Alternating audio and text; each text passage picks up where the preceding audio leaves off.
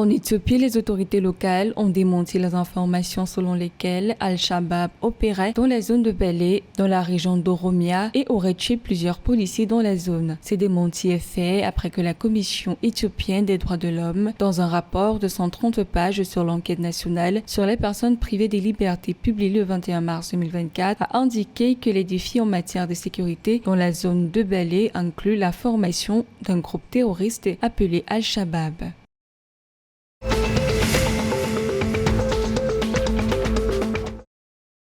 Pour soutenir les efforts de la Somalie visant à faire face aux effets de décennies de conflits, de dégradation de l'environnement et de sous-financement des infrastructures et de la productivité agricole, le Fonds international de développement agricole et le gouvernement somalien ont signé le 1er avril un nouvel accord pour financer le programme de résilience des moyens de subsistance en milieu rural. Selon les clauses de cet accord, le nouveau programme RLRP d'un montant de 31,22 millions de dollars améliorera la vie des petits exploitants ruraux en augmentant leur productivité, leurs revenus et leur sécurité nutritionnelle de manière durable.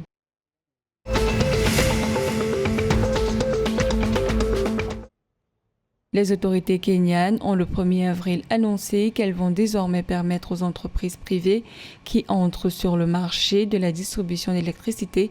d'importer de l'électricité des pays voisins, faisant ainsi pression sur les producteurs d'électricité pour qu'ils réduisent les tarifs de gros. Cette annonce est faite après constat du fait que les tarifs de gros élevés imposés par les producteurs ne permettent pas à l'entreprise publique Kenya Power de réduire les factures d'électricité des consommateurs.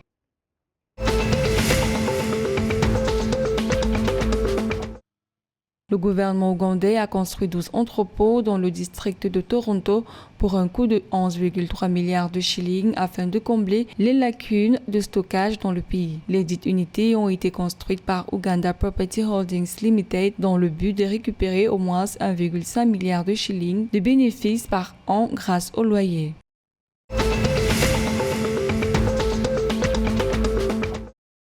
Au Rwanda, le trio de tennis amateur Evelyne Dina Kwizera, Innocent Rukundo et Cyril Ndegeyingoma ont chacun ajouté 50 points cruciaux à leur rang après être sortis vainqueurs de leurs catégories respectives lors du Nyarutarama Tennis Club Master 50 qui s'est terminé le 1er avril 2024. Ainsi, Cyril Ndegeyingoma remporte la compétition senior après avoir battu Émile Damien Gabonziza 6-2 en finale. Chez les hommes, Innocent Rukundo est sorti vainqueur après avoir battu Peter Karake 7-5 et 6-2 en finale, tandis qu'Evelyne Dina Kwizera a remporté le prix chez les dames après avoir battu Jasmine